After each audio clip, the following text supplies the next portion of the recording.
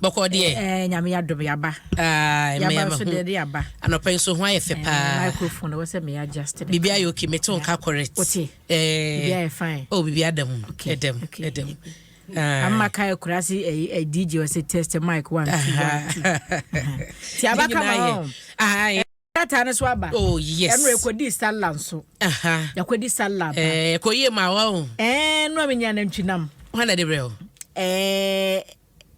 Kisma Grooming and Spa CEO. Okay. Ne husband ye kremoni. Okay. Ye mu kun ye.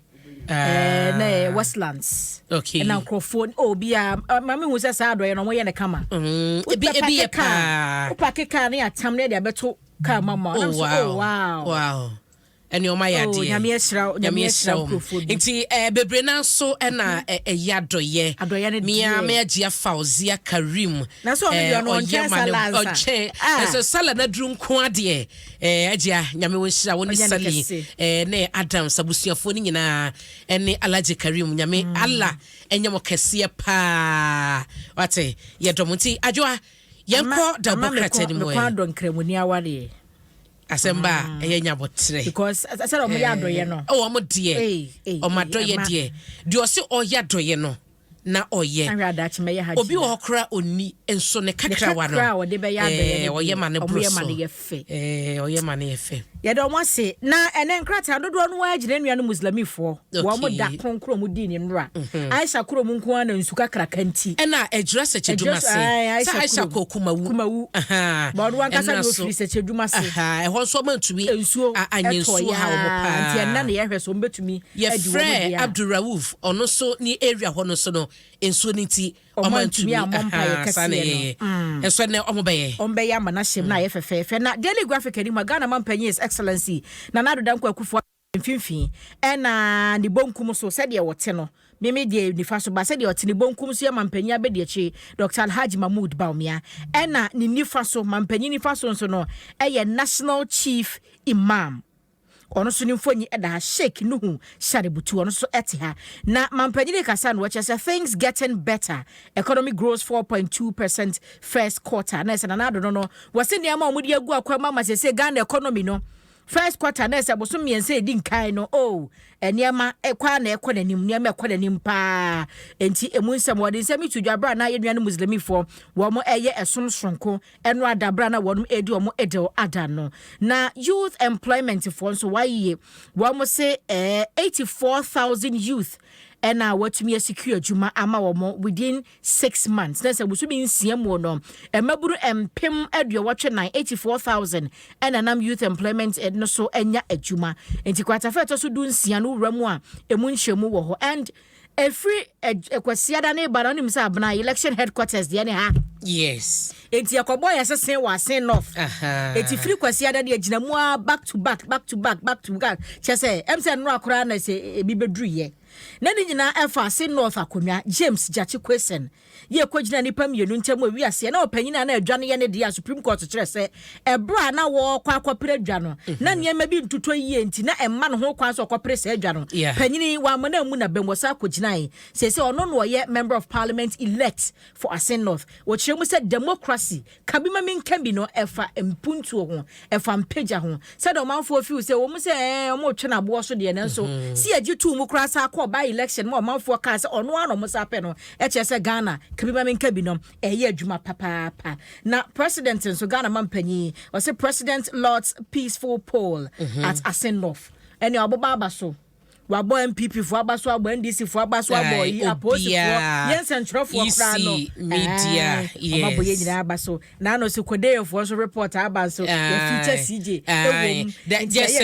we say on my time no be 7:20 am and no ka say Adom TV a reporter na all the time na ko so this CJ din she because na CJ chief the force and I come sa ekeka sa no and I post for you best steady pa yeah any post for na namunti no na bambo ne de the Daily Guide na me de etwa so na way it's been trending sa kwa de Yvonne battle over abortion oba ne tro ne de fa abukum be ma no so debate at the throne on the day. Okay. And as I say, I yet say back to back. I say a beach say Obana Samokaye, when near them, one calling names, while mo board the number of girls I be crowd the time now when you muditi. Into whatever it is our can, you know. Where will respond or say oh man ye be say we driving the Nico see ho na the nija ho one frame put that emisa say ne what to say and I said this when you may be another expectation no and it's all be address but say street girl one na me ne wo na kwa me ne one no we didn't necessary to be included and you mo to dey on say book no witimi kura try I love you where we it is no I explaining it. But at least there was a address BB address your concern. It doesn't make sense. This all the near kakra garnishon na ye fefe. Hence na body abra pokua. Misi awo no do ne nye nanso wane odo na ye kese. I love you na wo twro no so eniama ode awurawuram se be ya beat ne ka ho be ye de. No. They be ameka say there are always two sides to the story. Enti oba na ka ne de be ma na be respond.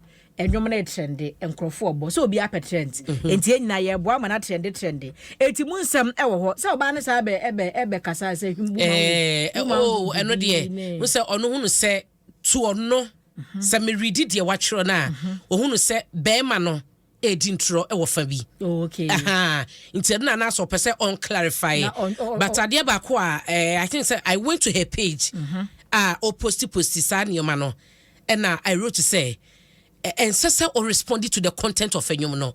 Shall or the book ni by over 7 days ni. Even though se bia na enam social media near dear. Sa kwa the audience who ye. Uka so ante ye. He never responded anywhere. So enti se ba ye mpo no e bia wo de ne se o kan ye no kra na se enye no kra no. Yes. But definitely you know as what say. What's the book ni kra na sa kan bia. I'm not assuming. Wuti enyum no say. Book no me sa kan be me kwa kan. Na se why wadwe se wo be chiro bibia de a chiro no kra bia enka bi na nya bi. But me de ne say the fact say wotumi aye reserved. Ye basse no kan nsem nyina no wa ye reserved no e bia de okan ye ne anim se no kra na waka no ono be ma ne be hunu se ye no kra no e na kan ye but one responded but the anyuma baba say 2 a.m. na early morning so ye then will respond to enyema waka so I say emotionally no Yvonne has a lot of work to do on you know na on to me and control because obi our emotions I did want my count but withdraw. Breathe over it. You will get over. Emotional that intelligence. Is it. No. And one on no emotions. Na onye ho adwuma. Yeah, bi so asanki atoto twede. Yes, into no.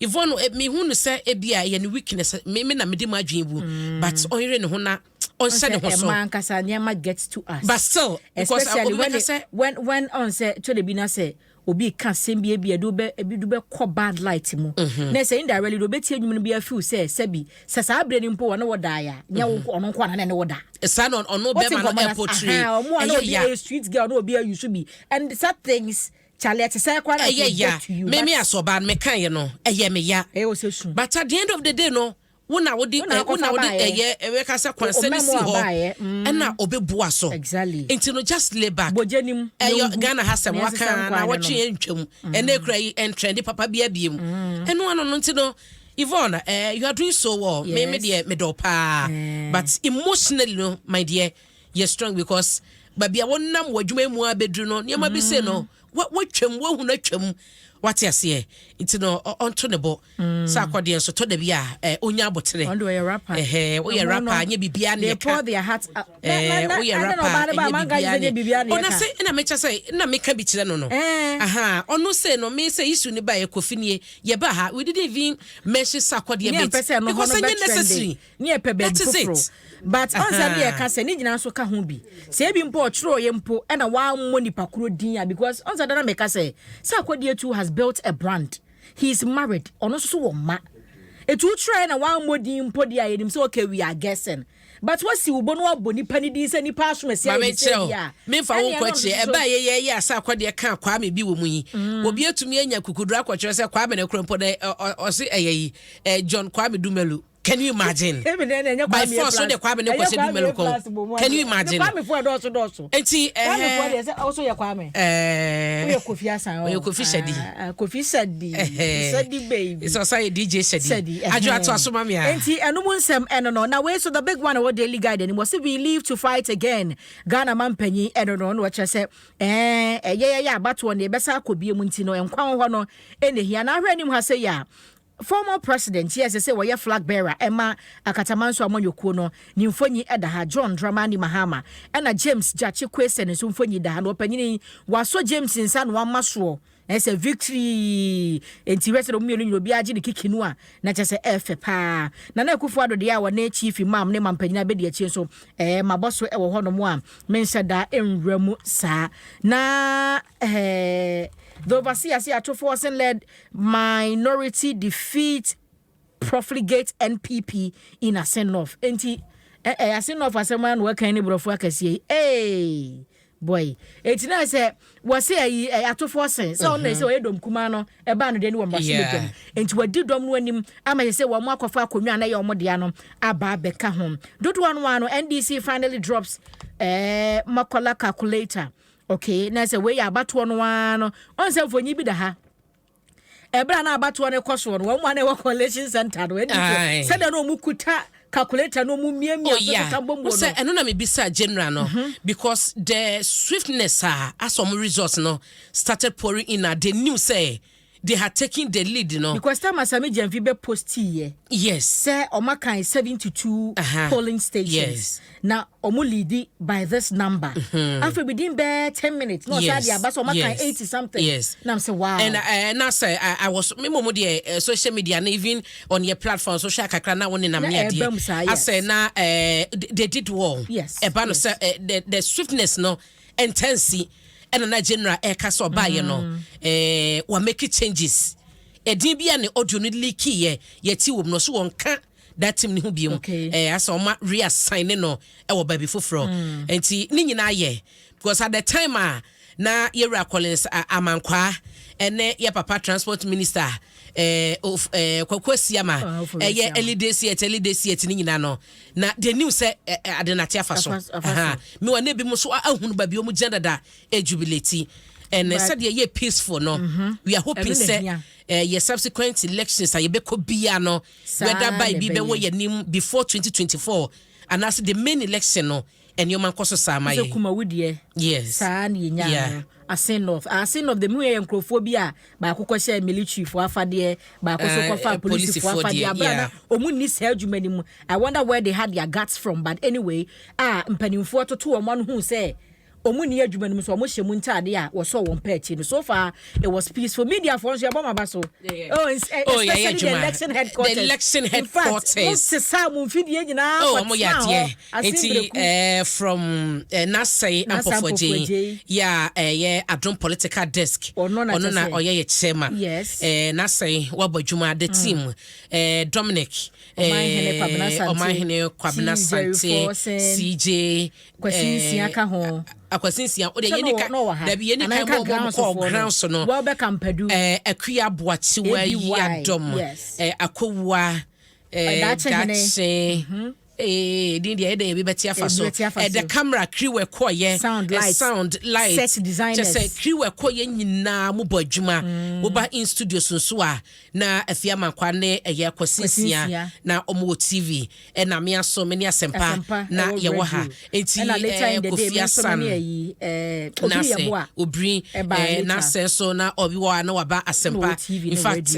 all across board ye nua bema insira nana kojo jantoa omunyina obi abo adwuma we ya trumpet no ye executive ye manager wa Adom Brands ye Abdullah Yewudu Josh Tigo ye Adom FM ye programs manager hene ye current news and current affairs head and ye papa COO acting CEO Kenansa Morana eba na abo adwuma we say wo ye adwuma na nim simpanyfo wo cha ebo chidom asem epia wa ma wo ye dwuma no ebro so PK munyina o chese solid team na ekoye omabodwuma pa ye da munyina se 2024 election ebechese omontwen election headquarters omontwen ye ba bedase adwoa ye de the bokrata na poso